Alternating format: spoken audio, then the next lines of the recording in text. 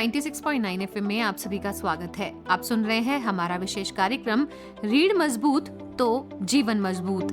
दोस्तों, हमारे शरीर को सीधा रखने, चलने, उठने, बैठने और संतुलन बनाए रखने का काम रीढ़ की हड्डी करती है। फिर भी बहुत से लोग इसके महत्व को नजरअंदाज कर देते हैं। रीढ़ की हड्डी से जुड़ी छोटी सी परेशानी भी जिंदगी को मुश्किल बना देती है। इसी को समझाने के लिए और लोगों में जागरूकता लाने के लिए हर साल 16 अक्टूबर को विश्व रीढ़ दिवस मनाया जाता है। इस साल इस दिवस की थीम है अपनी रीढ़ में निवेश करें। रीढ़ की हड्डी शरीर का वो हिस्सा है जो गर्दन से लेकर कमर तक एक मजबूत लेकिन लचीला ढांचा बनाता है। ये हड्डी न सिर्फ शरीर को सहारा देती है बल्कि दिमाग से निकलने वाले संकेतों को भी शरीर के बाकी हिस्सों तक पहुंचाने में मदद करती है। इसमें जरा सी चोट या खराबी का असर पूरे शरीर पर पड़ सकता है। आजकल की जीवन शैली में घंटों कंप्यूटर पर काम करना, झुककर मोबाइल चलाना, गलत ढंग से बैठना, उठना, ये सब रीढ़ की सेहत को बिगाड़ने वाले कारण हैं। चलिए आज के इस कार्यक्रम में जाने कि कैसे रखें आखिर अपनी रीढ़ की हड्डी का ख्याल। इस विषय पर पूरी जानकारी हमारे साथ साझा करेंगे doctor Arun Bhanot, spine surgeon, ortho, spine and pain specialist. चलिए मिले डॉक्टर अरुण से।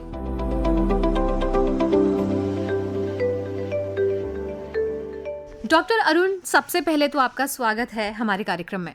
धन्यवाद कविता जी। डॉक्टर साहब, आजकल वैसे तो बहुत सारे जो मानसिक और शारीरिक परेशानियां हैं वो हम सबके सामने हैं और बहुत हद तक हमें पता नहीं चल पाता कि हमारी बॉडी में सडन चेंजेस होने लग जाते हैं। एक तो इसके बारे में बताइए कि आजकल क्या ये आम सी बात है या फिर हमें वाकई अपनी बॉडी पर ध्यान देने की जरूरत है? देखिए कविता जी, ये तो जग जाहिर है कि अगर शरीर स्वस्थ है तो बाकी की चीजें भी स्वस्थ होने की संभावना ज्यादा है। जैसे आपने मानसिक तनाव की बातें करी, तो पहले फिजिकल फिटनेस होगी तो नेचुरली है कि आप आगे भी मेंटली भी स्ट्रांग रह सकते हैं। पर अगर आप फिजिकली ही वीक हैं तो वो एक एडिशनल स्ट्रेस रहता है बॉडी का, जो डे टू डे एक्टिविटीज करने के लिए। डॉक्टर साहब, अक्सर हमने कहावतों में भी सुना है, लोग जब परेशान होते हैं, मानसिक तनाव में भी सुना है कि अब मेरी हिम्मत जवाब दे रही है, अब मेरी रीढ़ कमजोर हो रही है। तो आप समझ ही गए होंगे कि आज का जो हमारा विषय है वो हमारी रीढ़ मजबूत करने के लिए ही है, क्योंकि स्पाइन डे जो है वो हम मना रहे हैं आज के दिन में। क्या कहेंगे? जी बिल्कुल, आपने सही कहा। रीढ़ की हड्डी सिर्फ एक स्ट्रक्चर ही नहीं है। ये अगर हम देखें तो हमारे इडियम्स में, कहावतों में भी बोला जाता है कि इस बंदे की तो रीढ़ ही नहीं है, मतलब उसमें खड़े होने की क्षमता ही नहीं है। तो इसी चीज से समझ में आता है कि अगर हम फिजिकल फिटनेस की बात करें या अगर हमें सीधा चलना है, सही तरीके से मूव करना है या काम करना है, तो उसके लिए सीधे रहने के लिए रीढ़ की हड्डी का स्वस्थ होना, मजबूत होना एक बहुत ही आवश्यक चीज है, जो कि हर इंसान के लिए चाहिए कि ऐसा रहे। तो डॉक्टर, वर्ल्ड स्पाइन डे मनाने के उद्देश्य जो क्या है उनके बारे में बताइए। World spine day Kavita ji इसलिए मनाया जाता है ताकि लोगों को स्पाइन की जो रीढ़ की हड्डी की हेल्थ है उसके बारे में अवेयरनेस कराई जाए और साथ ही साथ लोगों को इस बात से अवगत कराया जाए कि अगर कोई दिक्कत आ जाती है तो उसका तुरंत इलाज करना चाहिए और उस दिक्कत को आने से पहले जो हम अपने एंड पे कर सकते हैं एज एन इंडिविजुअल, व्यायाम, हेल्दी लाइफस्टाइल, इसको प्रोटेक्ट करने के लिए जो नेगेटिव चीजें हम करते हैं वो ना करें। इन सब चीजों के बारे में चर्चा हो ताकि जनमानस को इसके बारे में और अधिक जानकारी भी मिले और समझ भी आए कि अपने आप को सही रखने के लिए वो क्या क्या चीजें कर सकते हैं। जी, तो डॉक्टर, क्या लोग इस बात को जान पाते हैं अक्सर कि जो हमारी रीढ़ की हड्डी है उसमें हमें कैसे उसका ख्याल रखना है? क्या उनको लक्षण समझ में आते हैं कि कोई गड़बड़ हो रही है? देखिए, जब तक ये इंसानी मन की जो है ना, एक टेंडेंसी है कि जब तक कोई तकलीफ नहीं होती तब तक हम उसकी तरफ ध्यान देने का प्रयास ज्यादा करते नहीं है। पर अब देखें, आज के युग में जो टेक्नोलॉजी का युग है तो इसमें काफी सारी चीजें हैं जो कि फिजिकली एफर्ट नहीं करना पड़ता लोगों को, और वो अपने आप फोन पे ऑर्डर करो, लैपटॉप पे ऑर्डर करो, आपकी घर पहुंच जाती है। सो नेचुरली आपका जो फिजिकल एक्सर्शन होता था, आज से एक जनरेशन पीछे चले जाएं तो जो थोड़ा बहुत सामान लेना, बाजार जाना, खुद से उठ के जाना, जो ऑटोमेटिकली शरीर को एक्टिव रखने के लिए सहायता करता था या एक्सरसाइज की तरह काम करता था, वो कम हो गया है। और उस वजह से हमारा जो लाइफस्टाइल है वो बहुत सीडेंटरी है और उस वजह से ये तकलीफ होनी शुरू हो जाती है कि थोड़े समय के बाद भी आज देखेंगी इवन यंगस्टर्स 17 साल 20 साल जो सारा दिन पढ़ते रहते हैं या चेयर या टेबल पे बैठते हैं या बेड पे लेट के पढ़ते हैं, तो उनके अंदर भी पीठ में दर्द होना शुरू हो जाता है। जबकि जो मिडिल एज वाले लोग हैं या ओल्ड एज हैं, उनमें तो नेचुरल है कि जैसे जैसे शरीर थोड़ा सा एज्ड होता है, वेयर एंड टेयर होता है, तो उनमें तो ये संभावना हो सकती है। पर यही दिक्कत यंगस्टर्स में भी जब देखने को मिलती है तो वो एक लाइफस्टाइल प्रॉब्लम है, और अधिकतर कभी ना कभी कोई दर्द होगा, स्टिफनेस होएगी, करवट लेने में मुश्किल होगी या बैठने में दिक्कत होएगी, तो लोगों को एहसास होता है कि हाँ, मेरी रीढ़ की हड्डी में समस्या पैदा हो रही है। जी, तो डॉक्टर साहब, ये हमारी पीठ जो है, हमारा पिछला भाग हमारे शरीर का, इसकी जो स्पाइन है, मतलब ये कैसे हम अंदाजा लगा सकते हैं कि ये जो हमारे दर्द बना हुआ है, पूरी ही कमर का दर्द या उससे नीचे का भी जो पेन कभी आता है, क्या वो सब इसी से जुड़ा हुआ होता है? कविता जी, ऐसा है कि हमारे शरीर की जो रीढ़ की हड्डी है, ये प्रमुख तौर पे 3 भाग में बांटी गई है। जिसे अपर पार्ट जो होता है, जो बिल्कुल सिर के नीचे वाला पार्ट होता है, जो गर्दन है, उसे हम सर्वाइकल स्पाइन बोलते हैं। जो गर्दन और कमर, जो लोअर पार्ट है, जो पेट के पीछे वाली जो रीढ़ की हड्डी है, उसे हम लंबर स्पाइन बोलते हैं। और इन दोनों के बीच में जो एरिया आता है, उसको हम डॉर्सल स्पाइन बोलते हैं, या आम भाषा में बोले तो trunk part of the body. अधिकतर तीनों में ही दिक्कत आ सकती है, पर ज्यादातर क्योंकि लंबर और सर्वाइकल ऐसे पार्ट हैं जिनके अंदर मूवमेंट होती है। जब हम चलते फिरते हैं तो अधिकतर मूवमेंट इन हिस्सों में होती है, या हम गर्दन को साइड में मोड़ के देखते हैं, आगे पीछे घूमते हैं, गाड़ी चलाते हैं, तो इन जगह पे हरकत होती है। जहां जहां मूवमेंट है, वहां वहां ही वेयर एंड टेयर होने की संभावना है, दर्द हो सकता है। जैसे आपने कहा कि क्या ये दर्द सिर्फ रीढ़ की हड्डी में, पीठ में, कमर में या गर्दन में ही सीमित रहता है, कहीं और भी जाता है? तो इसका आंसर है कि इनिशियली तो अधिकतर यही रहता है, पर अगर ये तकलीफ बढ़ जाए और अगर मान लीजिए ये स्लिप डिस्क की तरह बन जाए या स्पाइनल स्टेनोसिस, जिसके बारे में हम चर्चा करेंगे, तो उस स्थिति में अगर ये नसों को दबाए या नसों को इरिटेट करे, तो जहां जहां वो नस जाती है, अगर बाजू में जाती है तो दर्द बाजू में जाएगा, अगर वो कूल्हे में, टांग में जाती है तो वो टांग में जाएगा, जिसको कि फिर हम शियाटिका नाम देते हैं। जी, तो डॉक्टर साहब, आज के समय में रीढ़ से जुड़ी आम समस्याएं कौन-कौन सी हैं? जैसे कि अभी हमने चर्चा करी, अधिकतर तो जो सीडेंटरी लाइफस्टाइल, बैठे रहने का या लेस एक्टिव लाइफस्टाइल की वजह से मसल फटीग, मसल सोरनेस हो जाती है या स्टिफनेस आ जाती है। ये कारण है जो कि पीठ में दर्द करता है। दूसरा है स्लिप डिस्क, बहुत ही कॉमन कारण है कि जो दो मनकों के बीच सॉफ्ट पार्ट होता है, कार्टिलेज पार्ट, जो कुशन की तरह काम करता है, अगर वो अपनी जगह से डिस्प्लेस हो जाए और नसों के ऊपर आके दबाव बनाए, तो उसको हम स्लिप डिस्क बोलते हैं। ये एक प्रमुख कारण है रीढ़ की हड्डी की समस्या का। इसी तरह जैसे जैसे उम्र बढ़ती है, तो रीढ़ की हड्डी के अंदर जो लचीले लिगामेंट्स होते हैं, या जो डिस्क होती है, या जो जॉइंट्स होते हैं, उनमें स्टिफनेस आ जाती है। वहां पे कैल्शियम जमने से वो हार्ड हड्डी की तरह बन जाते हैं, और उससे स्पाइनल स्टेनोसिस बोलते हैं कि जगह रीढ़ की हड्डी में नसों की जगह तंग हो गई। ये तो 3 प्रमुख कारण है उम्र के बढ़ने से। पर कभी कभी हमारे जैसे जिस भूभाग में हम रहते हैं, जैसे साउथ ईस्ट एशिया या एशियन कंट्रीज, तो यहाँ पे टीबी की समस्या भी एक काफी कॉमन कारण है, जो इन्फेक्शन की तरह रीढ़ की हड्डी को अफेक्ट कर सकता है। आजकल जैसे अभी आपने कहा, लाइफस्टाइल हमारा बहुत ज़्यादा बदल गया है डॉक्टर। पहले तो इतनी सुविधाएं नहीं होती थी, लोग अक्सर पैदल चल चल के ही या साइकिल चला के या किसी और अन्य ऐसे वाहन का इस्तेमाल करके जिसमें उनकी स्ट्रेंथ लगती थी, पहुंच जाते थे। लेकिन आजकल तो मतलब ये सारी सुविधाएं हमारे पास में हैं, ऑफिस की बात हो, घर की बात हो, तो लोग अक्सर बैठे ही रहते हैं। तो ये जो बैठने की मुद्रा है, पोस्चर, इससे भी दिक्कतें आती हैं? बिल्कुल, आपने बिल्कुल सही इसको डायग्नोज करा, आपने इसको सही जगह पे इसको पकड़ा है। अधिकतर जो आने वाली जनरेशन है, या करंट जनरेशन भी हम कहते हैं, इनके अंदर जहाँ पे हम यंगस्टर्स को जब ये दिक्कत देखते हैं, तो उसका एक प्रमुख कारण यही है कि अधिकतर चीजें जो है हम घर बैठे ऑर्डर करते हैं। अमेज़न हो गया, ब्लिंकिट हो गया, इन सब सर्विसेज का फायदा तो है कि आपको खुद नहीं जाना पड़ता, पर उसका जो नेगेटिव एस्पेक्ट ये है कि आप जो ऑटोमेटिकली एक्सरसाइज करते थे, जैसे आपने बोला कि स्ट्रेंथ यूज करना, मसल्स को एक्टिवेट करना, वो काम हम कम करते हैं। तो उस वजह से जो इम्पोर्टेंट पार्ट्स हैं हमारी बॉडी के, स्पाइन के, उनको न्यूट्रिशन जो है, जो हरकत से, मूवमेंट से मिलती है, वो कम हो जाती है, और वो जल्दी वेयर एंड टेयर या डैमेज होना शुरू हो जाते हैं। डॉक्टर, एक सवाल। जी बोलिए सर। और अगर इसमें बैठे रहने के साथ साथ अगर पोस्चर गलत हो जाए, जैसे आपने कभी देखा होगा कि लोग चेयर पे भी सीधा नहीं बैठते, थोड़ा सा आगे झुकते हुए बैठते हैं, जैसे आधे लेटे आधे बैठे हुए। सिमिलरली टीवी अगर बेड पे बैठ के देख रहे हैं तो भी ऐसा। तो और अगर हम गलत तरीके से झुक के बहुत ज्यादा कोई भार की चीज को आगे पीछे खिसकाते हैं, तो हम अबनॉर्मल लोड करते हैं अपनी स्पाइन को। ये जो सारी चीजें हैं, ये डिजेनरेशन या वेयर एंड टेयर को ज्यादा जल्दी बढ़ाती हैं। जो चीज 15-20 साल में होगी, वो 5 साल में आपके सामने आनी शुरू हो जाएगी। डॉक्टर, ये जो समस्या है ये आजकल मुझे लगता है सारे ही ऑफिस में काम करने वाले लोगों के सामने आती है, इस पे भी हम बात करेंगे। लेकिन एक सवाल है बच्चों को लेकर और बुजुर्गों को लेकर। डॉक्टर, आजकल जैसे हम स्टडी में भी देखते हैं बच्चों पर किताबों का बोझ बहुत ज़्यादा है। ऐसे में 6 साल, 8 साल, 10 साल तक के जो बच्चे हैं काफ़ी हैवी बैग लेकर के वो जाते हैं अपनी कमर पे रख के। तो एक चीज बताइए डॉक्टर, जो पेरेंट्स अपने बच्चों का बैग खुद लेना प्रेफर करते हैं वो सही है या बच्चों को वो बैग देकर भेजना चाहिए वो सही है?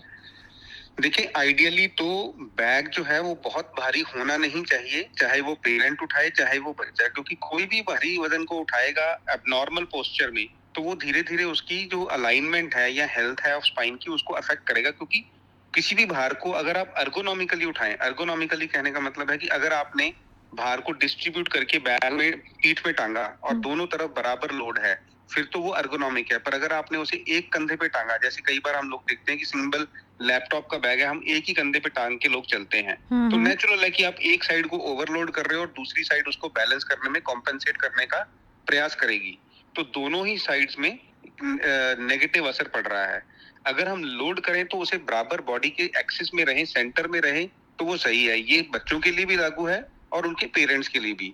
दूसरी चीज, जो भार है उसको ऑप्टिमाइज करना चाहिए। ये teachers, schools as well as parents and students, इन सबको समझना चाहिए कि जिस जिस सब्जेक्ट्स की किताबें उतना ही लेके जाएं, रादर देन कि रोज के रोज सारा का सारा उठा के भाग के चलें। तो कुछ रेशो भी होता है क्या कि एक व्यक्ति कितना वजन जो है उसकी कंधे, उसकी रीढ़ वो झेल सकती है? देखिए, ये हर इंडिविजुअली के लिए वेरी करेगा, क्योंकि जो कोई स्ट्रांग इंसान है नेचुरली उसकी भार उठाने की क्षमता ज्यादा है, और जो वीक है बच्चा, जिसका खान पान अच्छा नहीं है या जो जनरली वीक है, वो इस चीज को शायद उतना नहीं उठा पाएगा। हाँ, ये है कि आप अपने बॉडी वेट के हिसाब से 10% से 12% से अधिक वेट ना उठाएं तो बेहतर रहता है।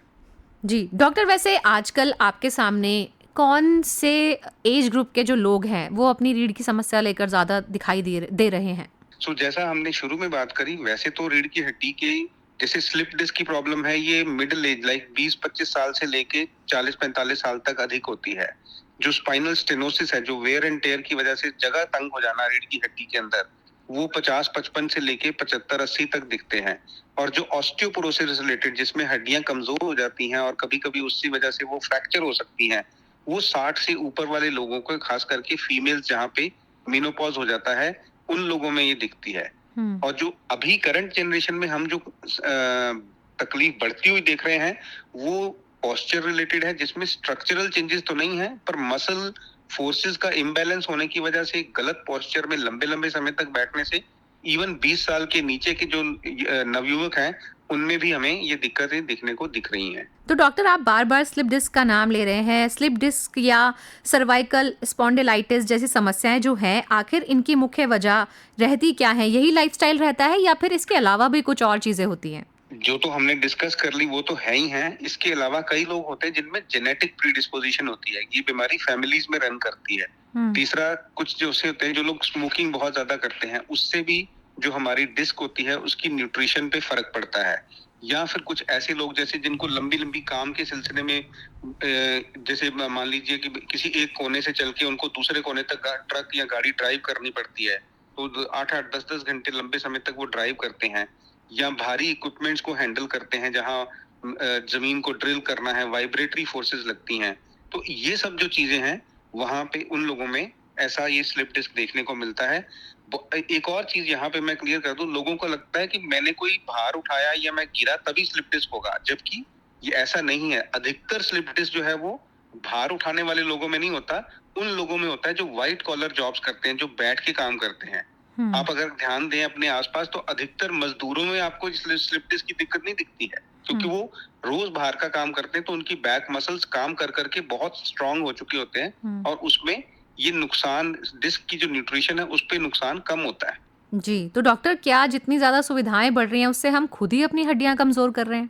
नेचुरली, जैसे जितना हम इनएक्टिव लाइफस्टाइल या लेस एक्टिव लाइफस्टाइल जिएंगे, उससे हमारे जो शरीर के अंग हैं, अगर उनको हम थोड़ा सा लोड नहीं देंगे, तो वो उसको स्ट्रेंथन होने की जो चैलेंज चाहिए होता है, तो वो नहीं मिलेगा। जैसे हम कहते हैं ना स्पोर्ट्स में भी कि चैलेंज मिलता है तो ही स्पोर्ट्स पर्सन अपना बेस्ट परफॉर्म करता है। अगर उसके सामने चैलेंजर नहीं है तो उसकी अपनी परफॉर्मेंस भी कम हो जाती है। इसी तरह हमारे शरीर के अंग हैं, ये मसल्स हैं, जॉइंट्स हैं, अगर इनको हम थोड़ा सा लोड का चैलेंज देंगे चलने फिरने में, एक्सरसाइज करने में, तो वो अपनी बेहतरीन परफॉर्मेंस देगा हमारे लिए। पर अगर वो उसको हम इनएक्टिव रखेंगे, उसको यूज कम करेंगे, तो वो भी धीरे धीरे डैमेज होना शुरू हो जाएगा और जल्द ऑप्टिमम से जल्दी वो खराब होगा। डॉक्टर, हमने सुना है कहीं पे कि ऐसी भी लोगों में भ्रांतियां हैं या फिर सच में ऐसी कोई चीज़ है कि हड्डियों का जो पानी है वो बनकर बहता है तो महिलाओं को कोई समस्या होती है, ऐसा भी है क्या? नहीं, देखिए ये तो कन्वेंशनल थॉट प्रोसेस है, पर साइंस के हिसाब से ऐसा नहीं है कि हड्डियों का पानी वहां से बन के बहता है। पर हाँ, एक चीज समझनी पड़ेगी, इसको अगर हम ब्रॉडली देखें तो नेचुरली हमारी जो हड्डियां हैं उसके अंदर हमारे ब्लड सेल्स होते हैं जो ब्लड फॉर्म करते हैं, जिसे बोन मैरो बोला जाता है। तो ये उस एंगल से तो है, पर अगर हम हड्डियों की स्ट्रेंथ की बात करें तो उसके लिए नहीं है। अगर बोन मैरो जो है वो ऑप्टिमली काम नहीं करती तो हमारे शरीर में आरबीसी, व्हाइट डब्ल्यूबीसी जो ब्लड सेल्स हैं वो नेचुरली कम होंगे और उनका जो काम है ऑक्सीजन कैरिंग कैपेसिटी वो भी कॉम्प्रोमाइज होगा। तो उस इंसान की जो जनरल हेल्थ है, जो फटीग प्रोबेबिलिटी है वो ज्यादा बढ़ जाएगी और हेल्थ जो है वो डिटीरियोरेट होगी। जी, तो अब बारी आती है लक्षण से उपचार पर। क्या करें डॉक्टर साहब अपनी रीढ़ की हड्डी को मजबूत करने के लिए? जैसे हमने कारण समझे, उन कारणों को समझने में ही इसके निवारण की कुंजी छुपी हुई है।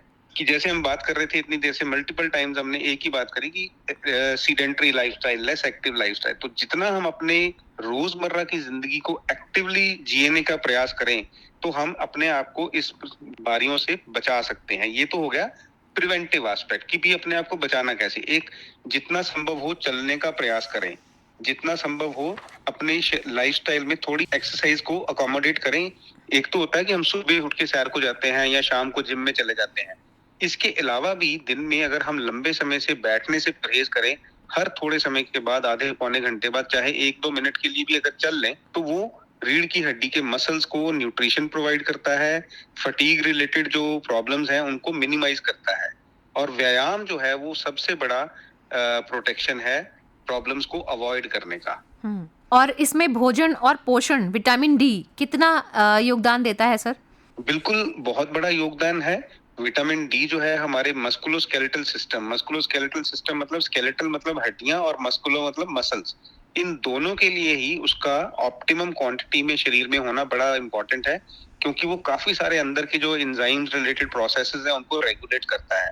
कैल्शियम को अब्जॉर्प्शन में हेल्प करता है, कैल्शियम की यूटिलाइजेशन इन द बॉडी उसमें हेल्प करता है। तो अगर adequate quantity of vitamin D शरीर में होगा तो नेचुरली हमारे बोन्स और मसल्स अच्छी तरह से हमारा साथ देंगे। और अधिकतर क्योंकि विटामिन डी जो है वो नेचुरली डाइट में इतना अच्छा नहीं मिल पाता, तो या तो हमें रेगुलर बेसिस पे सनलाइट में थोड़ा सा सन बाथ करना चाहिए, और अगर हमारे सर्कमस्टांसेस इस चीज को परमिट नहीं करते तो उस स्थिति में अपने नियर बाई डॉक्टर से राय लेके विटामिन डी के एडिक्वेट सप्लीमेंट्स आजकल बड़े इजीली मिलते हैं, उनका इस्तेमाल करना चाहिए। जी डॉक्टर, कई लोग ये भी शिकायत करते हैं कि शायद हम गलत तरीके से सो गए, इसलिए हमारी जो कमर है वो दर्द हो रही है और हमने शायद गद्दे का चुनाव ठीक से नहीं किया, हो सकता है इसकी वजह से पेन हो रहा है। बट डॉक्टर, ऐसा लगता तो है, कई बार लोग शिकायत करते हैं कि जब वो सो करके उठते हैं उस वक्त कमर का दर्द, जो झुकते हैं लोग, फिर उठने में बहुत पेन निचले हिस्से में होता है।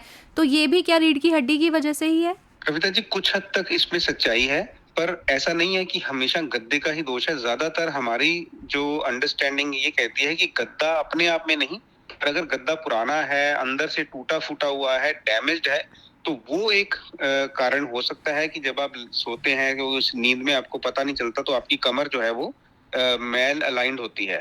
पर अदरवाइज देखा जाए तो जो मैट्रेस है नया है, फ्रेशली स्पन्ड कॉटन है, या जैसे कॉयर एंड फोम मैट्रेसेस होते हैं, तो वो एडिक्वेट होते हैं कि आपको उसमें दिक्कत ना दे। बाकी कई लोगों को स्पेसिफिकली मतलब जिसे कहते हैं कि इंडिविजुअली दिक्कत हो सकती है, तो उनको सोचना चाहिए कि जो गद्दा उनको अच्छी नींद दे और उसके बाद उनको उठने पे कमर में सोरनेस या स्टिफनेस ना महसूस हो, वो इस्तेमाल करें। इसके अलावा कोई बहुत स्पेशलाइज्ड मैट्रेसेस की इतनी आवश्यकता नहीं होती जितनी की लोगों के मन में इसके बारे में वहम है। तो डॉक्टर, बहुत अच्छी चर्चा आज आपने हमारे साथ की, लेकिन जाने से पहले जो एक सुझाव है कि आपको दवाइयों की ज़रूरत भी ना पड़े और आपकी सारी ही हड्डियां सही से काम करती रहें, वो क्या तरीका है? एक ही सुझाव है कविता जी, एक्टिव लाइफस्टाइल, और अगर जितना संभव हो चाहे 15-20 मिनट का कुछ भी एक्सरसाइज प्रोग्राम जिसमें आप अपने शरीर के जॉइंट्स को स्ट्रेच करें, और थोड़ा सा अगर किसी ट्रेन्ड फिजिकल थेरेपिस्ट या कोई भी एक्सरसाइज स्पेशलिस्ट या योगा गुरु जो कि वेल क्वालिफाइड हो, जिनको बीमारियों के बारे में भी पता हो, उनसे राय लेके किसी ना किसी form of stretching and strengthening exercise for the whole body अगर उसको अपने जीवन में ला सकें तो वो आपकी सेहत के लिए लॉन्ग रन में बहुत फायदा देगा। तो डॉक्टर अरुण भनोत, आप हमारे साथ जुड़े, आपने इतनी अच्छी जानकारी हमें दी, आपका बहुत बहुत धन्यवाद सर। धन्यवाद अविता जी। तो आज के इस विशेष कार्यक्रम में हमने जाना कि रीढ़ की हड्डी हमारे शरीर की धुरी है जो हमें संतुलन, सहारा और जीवन की गति देती है। इसे स्वस्थ रखने के लिए सही मुद्रा, नियमित व्यायाम, संतुलित आहार और समय पर जांच बेहद जरूरी है। याद रखिए, रीढ़ मजबूत तो जीवन मजबूत। विश्व स्पाइन डे पर हम सब यही संकल्प लें कि अपनी और अपने परिवार की पीठ की सेहत का ध्यान रखेंगे। इन्हीं शब्दों के साथ सुनते रहिए अपना रेडियो 96.9 FM। कविता शर्मा को दीजिए अनुमति। नमस्कार।